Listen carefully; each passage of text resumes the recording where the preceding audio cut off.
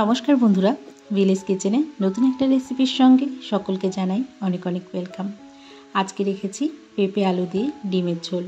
এই রেসিপিটা কিন্তু এর আগে কখনোই ট্রাই করিনি, এই প্রথমবার পেঁপে দিয়ে ডিমের ঝোল তৈরি করলাম। তো কেমন হলো এই রেসিপিটা দেখার জন্য সম্পূর্ণ ভিডিওটা দেখতে থাকুন। গতদিনে যে পেঁপেটা বেঁচে গেছিলো কিছুটা অংশ, সেই কিছুটা অংশ কেটে নিয়েছি, আলু নিয়েছি এবং ডিম। এই তিনটে উপকরণকেই কিন্তু আমি সেদ্ধ করে নিয়েছি। এখানে আমি পেঁপে আর ডিমটা ফুল কুক করিনি বা ফুল বয়েল করিনি, এখানে আমি ওটাকে 80% মতো সেদ্ধ করে নিয়েছি। এছাড়াও এর পাশাপাশি নিয়েছি একটা বড় সাইজের পেঁয়াজ কুচি করে। এরপরে ভালোভাবে সেদ্ধ করে নেওয়া সমস্ত ডিম আলু এগুলোকে ভেজে নেব। এই রেসিপিটা হঠাৎ করেই মাথায় এলো, চলো আজকে পেঁপে দিয়ে ডিমের ঝোলটা খাওয়া যাক। সত্যি বলতে অনেকের বাড়িতে এমন থাকে যে আলু অতটা পছন্দ করে না, কিন্তু বাড়িতে অনেক লোক থাকার কারণে তরকারির পরিমাণটা কিন্তু একটু বেশি বানাতে হয়।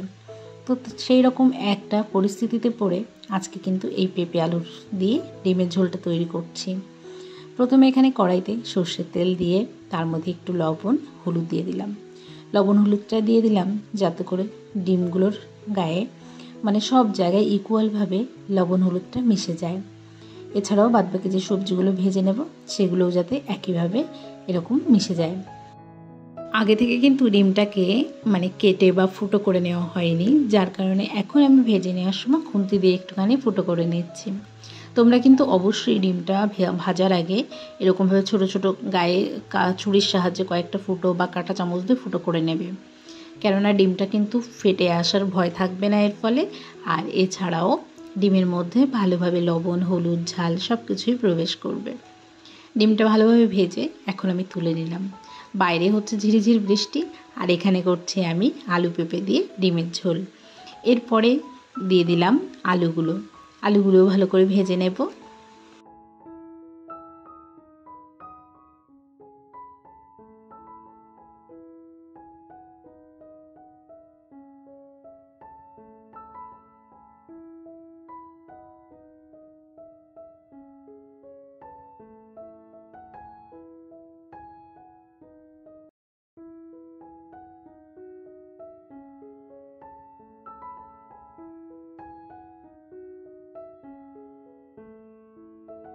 আলুগুলোও কিন্তু ভেজে নিলাম ভালোভাবে।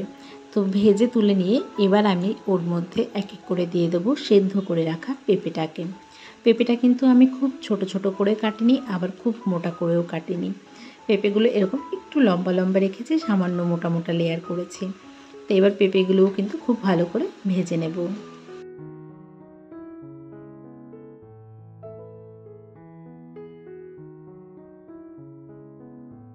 আজকের এই রান্নাটা কিন্তু সম্পূর্ণ অন্যরকম হতে চলেছে, আমাদের জন্য। আমরা এর আগে কখনোই এইভাবে পেঁপে দিয়ে এই রেসিপিটা খেয়ে দেখিনি, ডিমের ঝোল। পেঁপেগুলোকে তো এখন ভালো করে ভেজে নেব। আর এমন অনেক সময় হয় যে বাড়িতে অনেকেই আলু পছন্দ করে না, কিন্তু বাড়িতে বেশ কয়েকজন লোক থাকে, তাদের জন্য তরকারিটা তৈরি করতে হয়। তো সেই উদ্দেশ্য করেই আজকে দেখলাম ঘরে পেঁপেটাও ছিল, তো সেই পেঁপে দিয়ে কিন্তু এই রেসিপিটা তৈরি করছি। ও মা, তারপরে ইউটিউব ঘেঁটে দেখলাম যে আমার মতো আরও কত মানুষ দিদিভাইয়েরা এই পেঁপে দিয়ে ডিমের ঝোল রেসিপি অলরেডি করেছে। আমি দেখলাম তাহলে তো এটা খাওয়া যায়, তাহলে কোনো সমস্যাই নেই। তো সেইভাবেই আমি বানিয়ে তোমাদের সঙ্গে একটু শেয়ারও করে নিলাম।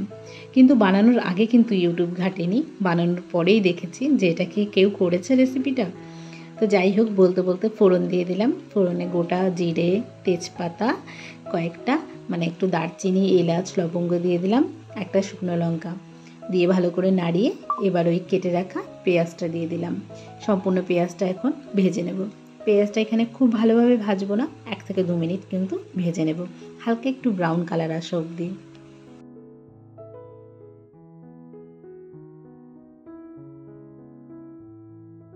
পেঁয়াজটা ভাজা হয়ে গেছে, এর মধ্যে দিয়ে দিলাম আদা আর রসুন বাটা, একটু কাঁচা লঙ্কা বাটা, জিরে গুঁড়ো, ধনে গুঁড়ো, লাল লঙ্কার গুঁড়ো, হলুদ গুঁড়ো, একটু স্বাদ মতো লবণ আর একটুখানি চিনি। এই সব কিছু দিয়ে কিন্তু আজকের মশলাটা রেডি করে নেব। তো মশলাটা এখন ভালো করে কষিয়ে নেব।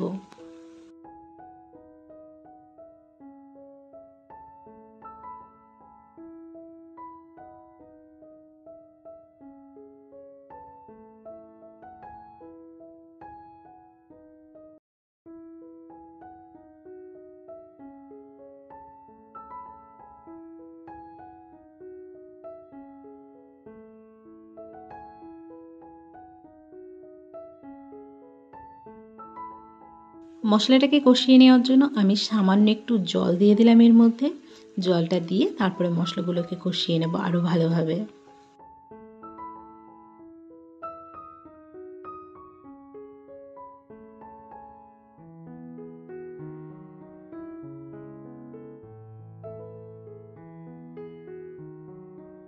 মশলাটা কিন্তু ভালোভাবেই কষিয়ে নিয়েছি। মশলা থেকে কিন্তু একটু একটু করে তেল ছাড়তে আরম্ভ করে দিয়েছে। ঠিক এই পর্যায়ে আমি দিয়ে দেব গ্রেট করে রাখা একটা টমেটো। গ্রেট করে রাখা টমেটো পিউরিটা এখন আমি এর মধ্যে অ্যাড করে দেব। এর ফলে কিন্তু ডিমের ঝোলের কালারটাও অনেক সুন্দর আসবে। তো টমেটো পিউরি এভাবে দিয়ে আরও খানিকক্ষণ কিন্তু সব কিছুর সঙ্গে কষিয়ে নেব।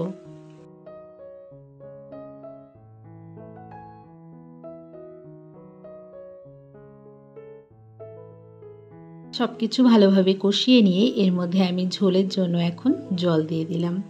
ঝোলটাকে এখন ভালোভাবে ফুটতে দেব।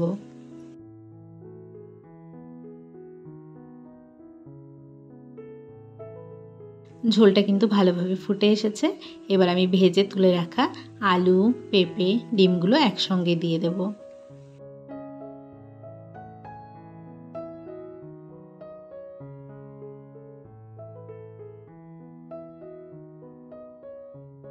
আজকে কিন্তু রেসিপিটা একটু ঝোল ঝোল রাখবো, গ্রেভি নয়। তো যেহেতু ডিমের ঝোল হচ্ছে সেহেতু ঝোলের পরিমাণটা বেশিই আছে। আর এখানে কিন্তু প্রায় হয়ে এসেছে রান্নাটা। একটুখানি ফুটতে দেবো আরেক কিছুক্ষণ, যাতে করে ডিমের মধ্যে সমস্ত মশলা এবং লবণ হলুদ ভালোভাবে প্রবেশ করে। তো রান্নাটা অলমোস্ট শেষের দিকেই এসেছে। এর মধ্যে এবার অ্যাড করব একটুখানি গরম মশলা গুঁড়ো। গরম মশলাটা গুঁড়ো অ্যাড করে আর 1 মিনিট মতো রান্নাটা করে তারপরে কিন্তু রান্নাটা একদম রেডি হয়ে যাবে। এটা আমি নামিয়ে নেব।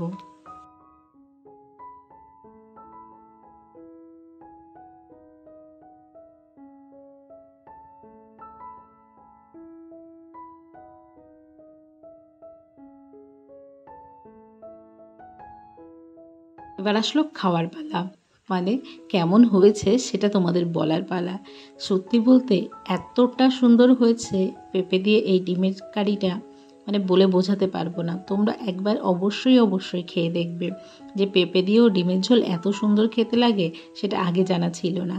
অবশ্যই খেয়ে কমেন্ট করে জানাবে যে তোমাদের কেমন লাগলো খেতে এই রেসিপিটা। আর যদি কেউ নতুন থেকে থাকো চ্যানেলটি সাবস্ক্রাইব করে আমার পাশে থাকবে। আর পুরনো যে বন্ধুরা আছো তাদেরকে জানাই অনেক ধন্যবাদ আমাকে এইভাবে সাপোর্ট করার জন্য, আমার পাশে থাকার জন্য। তোমাদের সঙ্গে দেখা হচ্ছে পরবর্তী রেসিপি নিয়ে। সবাই ভালো